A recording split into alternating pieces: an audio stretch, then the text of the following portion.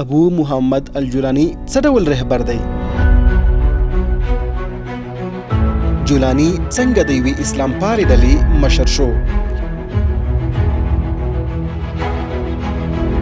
سلامونه، د یقین خبري چینل ته ستړي مشئ. په روانه ډسمبر میاشت کې د هیئت تحریر شام اسلام پالې ډلې د سوریې بشپړ کنټرول ترلاسه کړ. هیئت تحریر شام د سوریې د پخواني حکومت د بشار الاسد حکومت پر وړاندې یو له مهمو مخالفو ډلو څخه ګڼل کیږي چې اوس په سوریه بشپړ کنټرول لري.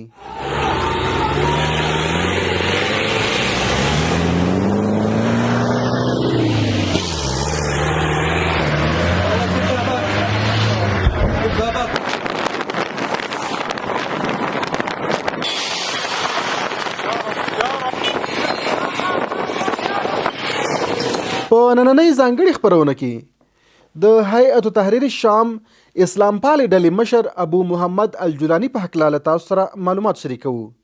په همدې ځانګړې خپرونه کې به تاسې پوه شئ چې ابو محمد الجولاني څوک دی، د سوریې لپاره، البته د نوې سوریې لپاره څه اهداف لري، نړیوال له ابو محمد الجولاني څخه څه غواړي او اوس په سوریه کې څه روان دي.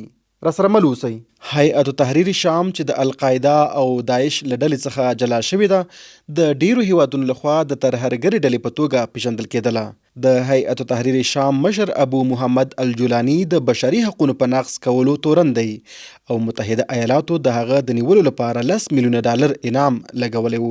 په وروستیو کلونو کې هغه هڅه کړې چې ځان د یو معتدل رهبر په توګه خلکو ته معرفي کړي. ابو محمد الجولاني یو مستعار نوم دی او د هغه د اصلي نوم او عمر په اړه بیلابیل نظرونه موجود دي. جولاني د امریکا د PBS شبکې سره په یو مرکه کې ویلي و چې اصلي نوم یې احمد شرعه دی. اصلا د سوریې دی او د جولان د سیمې سره تړاو لري. د هغه په وینا هغه د سعودي عربستان په پلازمینه ریاض کې زیږیدلی دی او پلار یې هغه مهال هلته کار کاوه، خو په دمشق کې لوی شوی دی. که څه هم ځینې راپورونه ښایي چې هغه د سوریې په ختیځ دیرالزور کې زیږیدلی دی. داسې ګنګوسې هم شته چې هغه له وسلوالو ډلو سره له یوځای کېدو مخکې د طب په برخه کې زده کړې کړې وې. د ملګرو ملتونو او اروپایي اتحادیې د راپورونو له مخې د جولاني د زیږون نیټه 1915 او 1909 کلونو ترمنځ ښودل شوې ده. انټرپول د هغه د زیږون کال 1909 ښودلی دی، خو د السفیر ورځپاڼې راپور ورکړی چې هغه په 1981 کال کې زیږیدلی دی.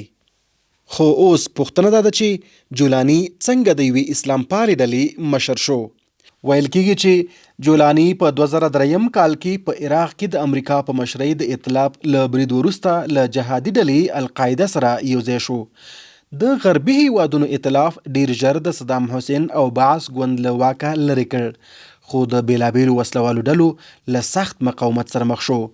په 2010 میلادي کال کې امریکایي ځواکونو په عراق کې جولاني ونیو او د کویت سرحد ته نږدې په بوکا کمپ کې بندي کړ. داسې ښکاري چې هغه په دې کمپ کې له هغو جهادیانو سره اړیکه پیدا کړه چې وروسته یې د اسلامي دولت ډلې داعش بنسټ کېښود او د هغو له منځه ابوبکر بغدادي چې د داعش ډلې مشر وپېژندل. د یادونې وړ ده چې نوموړی له یاد بنده بیا خوشې شو. جولاني رسنیو ته ویلي چې په سوریه کې د بشار الاسد د حکومت پر وړاندې په 2011 کال وسلوالو نښتو له پیل وروسته ابوبکر بغدادي هغه ته دنده وسپارله چې سوریې ته لاړ شي او هلته د القاعدې یوه څانګه رامنځته کړي. جولاني د جبهة النصرت په نوم د یوې وسلوالې ډلې مشري په غاړه واخیسته چې په پټه یې له داعش سره اړیکې درلودې. دغه ډله د جګړې په ډګر کې د پام وړ بریاوو ته ورسېده.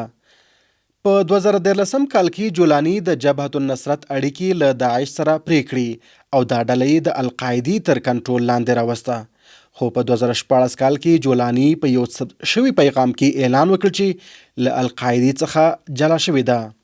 په 2019 کال کې جولاني اعلان وکړ چې د هغه ځواکونه له نورو اسلام پالو مسلمانانو سره یوځای شوي چې د هغې ډلې نوم دی هیئت تحریر شام، چې عمومي مشري په خپله ابو محمد الجولاني په غاړه درلوده.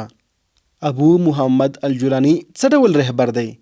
في سوريا إلا وقد طرقته باب الحرب ما من بيت في سوريا إلا وقد طرق بابه الحرب، والحمد لله اليوم تتعافى سوريا بإذن الله. هذا النصر يا أخواني تاريخ جديد للأمة الإسلامية بأكملها. هذا النصر يا أخواني تاريخ جديد للمنطقة.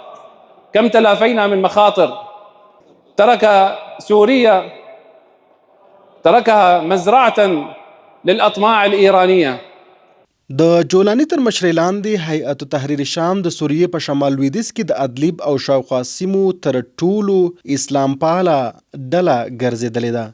د جګړې له پیل مخکې د ادلیب نفوس 2.1 میلیونه وو، خو د ځینې اټکلونو له مخې د کډوالو په راتګ سره دا شمیر 4 میلیونو ته ورسېده.